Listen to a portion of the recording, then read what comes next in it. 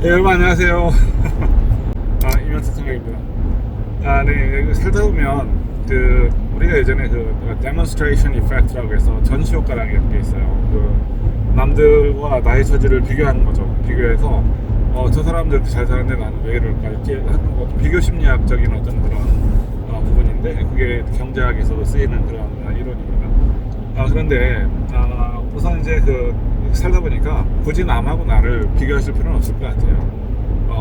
물론 비교를 해서 만약에 이제 나를 더 분발시키고 조금 더 나은 처지가 되기 위해서 이렇게 분투를 하신다면, 그러신다면 뭐 생산적인 거기 때문에 나쁜 건 아니죠.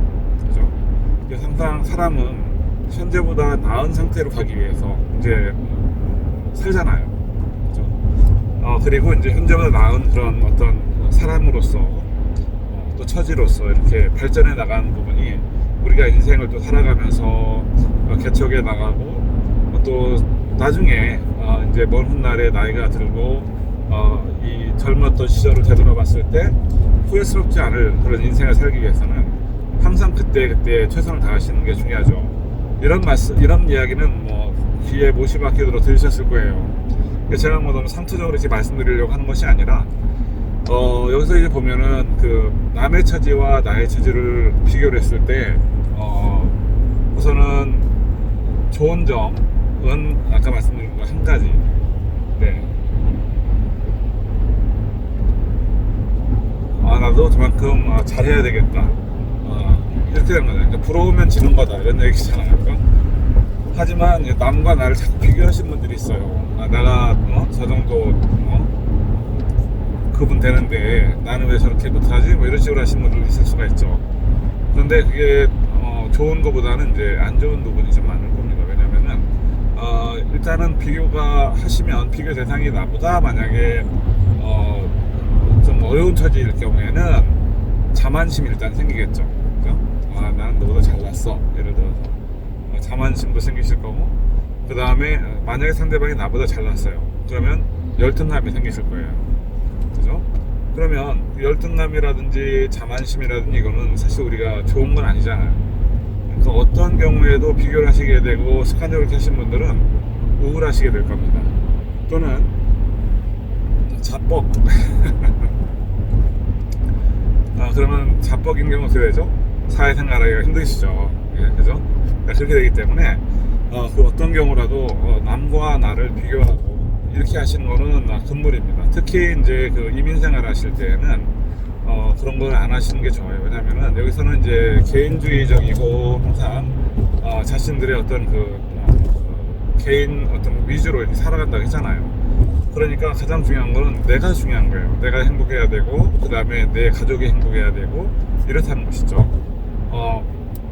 그런데 그렇게 하지 않고 만약에 타인의 가정과 나를 비교하는 순간 일단 그 가정은 깨질 수 있는 가능성이 큽니다. 왜냐면 삶에 대한 불만이 생기겠죠. 내가 어려운데, 아니면 내가 쟤보다 나은데 나는 이만큼 더 해도 되겠지. 그러다가 이제 문제가 생기는 거예요. 그래서 항상 우리는 이제 정도라는 게 있습니다. 내가 갈 길이 있다면 그 길을 가시는 거예요. 가시고 그 다음에 이제 남과 나의 처지를 비교하시는 게 아니라 나를 위해서 어떤 것들을 개발할 수 있을 것인지를 항상 생각하시는 거예요. 그렇게 하시면은 결국에는 오늘보다 더 나은 내가 돼 있을 겁니다. 1년 후에 예를 들어서. 이제 뭐 금방 오늘 내가 이렇게 맘먹었으니까 내일은 내가 좋은 사람이야, 이렇게 생각하시지 말고 항상 내 스스로를 위해서 투자도 하시고 그 다음에 내가 또 열심히 일했잖아요. 그러니까 그거 예전에 현대카드인가요?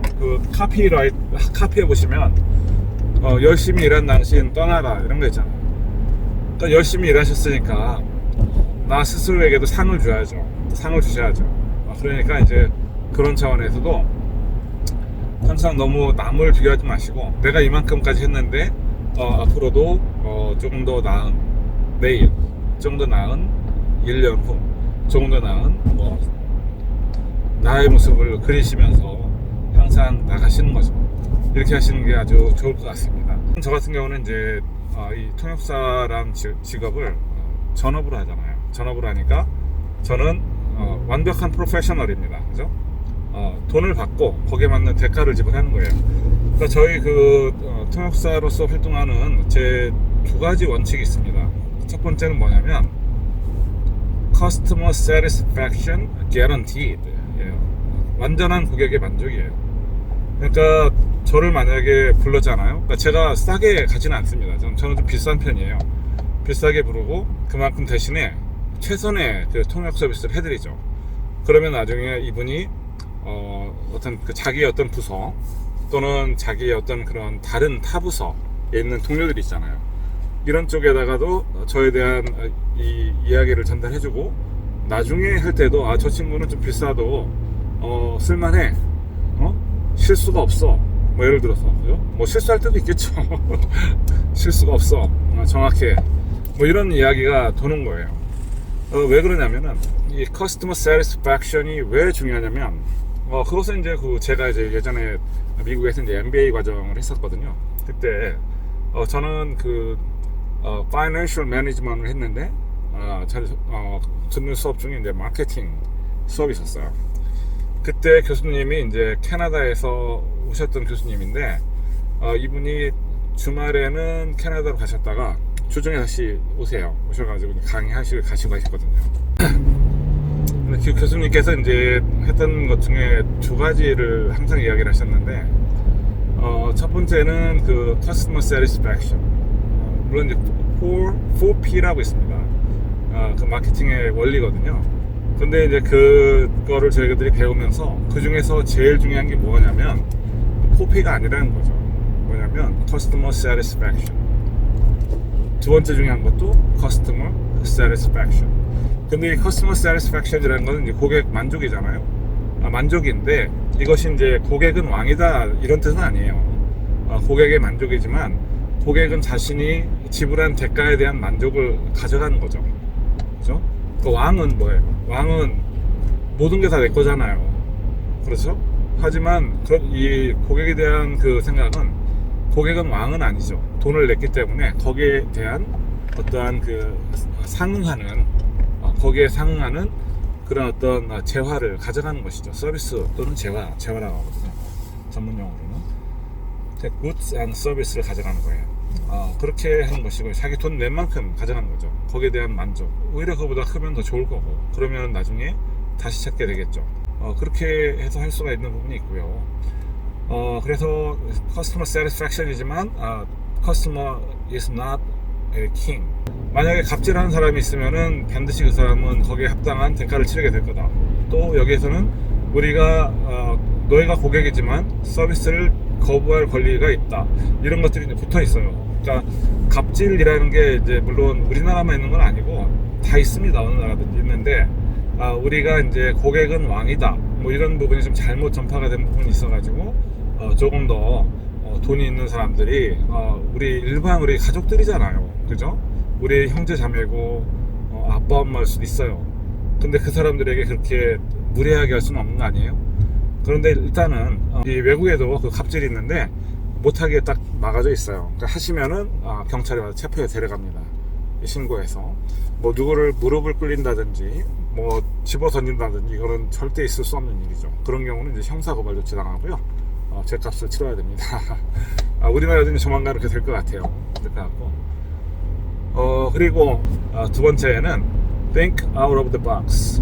그러니까 Think out of the box는 뭐냐면 이제 창의적으로 이제 생각하자는 거죠. 그러니까 어떤 틀 안에서 생각하지 말고 좀 그 틀을 벗어나서 좀 생각을 해보자 이겁니다. 그것은 제가 왜 그러냐면 전에 제가 말씀드렸던 그 책이 있었잖아요. 그러니까 이제 뭐 현실에 안주하면 안 되고 현실에 안주하면 안 되고 항상 이 세상이 바뀌니까 나 스스로도 계속 거기에 맞춰서 변화시키고 발전해 나가야 되는 거예요. 이거는 아마 제가 이제 예를 들어서 어떤 20년 전에 어떤 사람이 컴퓨터 사이언스를 공부했다고 하고요. 컴퓨터 사이언스로 해서 지금 예를 들어서 시스코, 미국의 굴지의 그 네트워킹 컴퍼니죠. 시스코에 이제 엔지니어로 들어갔어요. 그러면 이 테크놀로지는 계속 발전해 나가잖아요. 이볼빙 하죠. 그러니까 이 사람이 만약에 20년 전에 와서 좀 시니어 엔지니어다 그러면 그래도 여전히 이 사람은 보충 교육을 받아야 되는 겁니다. 또 reinforcement을 해줘야 되겠죠. 새롭게. 그래야지만이 도태되지 않으니까요. 마찬가지거든요. 이 엔지니어 사이든 우리의 일상 사이든 사람은 진보를 해야 됩니다. 항상 그 자리에 앉아 있으면 안 되는 거예요. 늘 발전을 위한 기회를 찾아야 되고 그 기회가 보이면 즉시 그 기회를 잡고 나 스스로를 거기에 올려서 발전해 나갈 수 있도록 하는 거죠. 그것이 바로 우리가 이 세상을 살아가는 그런 어떤 이치가 아닐까 이렇게 생각합니다. 그래서 think out of the box라는 건 뭐냐면 일반 사람들은 그렇게 생각 안 하거든요. 내가 지금 현재 이 상황에서 만족하고 나의 몫이 있는 거야. 난 이 사회의 한 부분으로서 이렇게 살아갈 거야. 죽을 때까지 이렇게 열심히 일하겠어. 이렇게 이런 의지를 갖고 하시는 거 좋습니다. 하지만 그렇게 하면 너무 재미없지 않겠어요? 그러니까 우리가 이제 어떤 나의 매슬로우의 욕구 5단계설이라는 게 있습니다. 제일 처음에는 이제 의식주죠, 그죠? 식욕이에요. 그리고 이것이 이제 계속 발전해 나가면서 인간관계, 그 다음에 나중에 자아 실현을 하는 그런 단계죠. 그러니까 사회에 봉사를 한다든지 이런 식으로 해서 그게 되는 거잖아요. 발전 단계가 있어요. 그럼 우리가 먹고 살기만 하면 끝나는 거 아니지 않습니까? 사람이, 그죠? 사람은 생각하는 동물이고 이성이 있는데, 그죠? 따라서 사람은 하지 말라고 해도 스스로를 위해서 보다 나은 방향을 찾아서 가는 그런 존재라는 것이죠. 우선은 이제 내 고객에게만큼은 최선을 다해서 최선을 다하기만 하면 안 돼요. 결과가 있어야 되는 것이죠. 이분들이 가져갈 수 있는 결과, 만족할 수 있는, 그게 중요하고요. 두 번째는 제발 구태의연한 생각에서 벗어나자는 거죠. 그래서 저는 지금 제 또래들하고 저하고 딱 보시면은 저는 지금까지 모르겠어요. 한 번도 누구한테 너 나이 몇 살이야 라고 물어본 적이 없어요. 군 생활할 때도 그랬고 예전에 어렸을 때부터 너 몇 살이야 이런 거 안 해봤어요. 왜 그런지 아세요? 제가 남들보다 학교를 1년을 먼저 갔거든요. 그러니까 너 몇 살이야 해봤자 제가 손해볼 게 뻔하거든요. 그러니까 아예 안 물어보는 겁니다. 근데 그런 습관이 이제 몸에 했던 거예요, 사실은. 그렇게 하니까는 지금 살면서도 저는 제 나이가 얼만데 저 왜 저래 이런 생각 안 해요. 안 하고 그냥 현재 상태에서 최선을 다해 사는 겁니다. 바로 지금 이 자리에서 최선을 다해 살다 보면은 늘 말씀드렸듯이 5일 후에 1년 후에 3년 후에 10년 후에 제 모습은 상당히 많은 발전한 모습으로 돼 있을 겁니다. 두 번째는 이제 그래서 항상 저의 입장에서는 customer satisfaction 그리고 think out of the box always 항상 저와 함께 합니다.